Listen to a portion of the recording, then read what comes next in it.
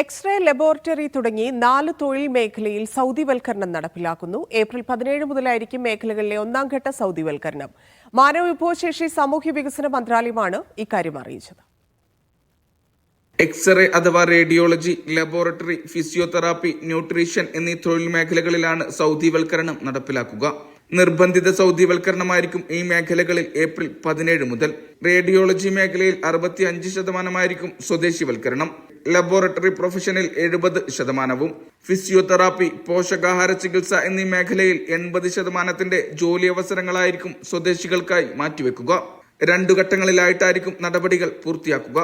ആദ്യഘട്ടത്തിൽ Riyadh, Jeddah, Mecca, Dammam, Al Khobar എന്നീ പ്രധാന നഗരങ്ങളിലും, 2ാം ഘട്ടത്തിൽ സൗദിയിൽ മുഴുവനായും സൗദിവൽക്കരണം നടപ്പിലാക്കും. ഒക്ടോബർ 17 മുതലായിരിക്കും 2ാം ഘട്ട നടപടികൾ ആരംഭിക്കുക. മാനവവിഭവശേഷി സാമൂഹിക വികസന മന്ത്രാലയമാണ് ഇക്കാര്യം അറിയിച്ചത്. Vishal Cherpulassery, media 1, Riyadh.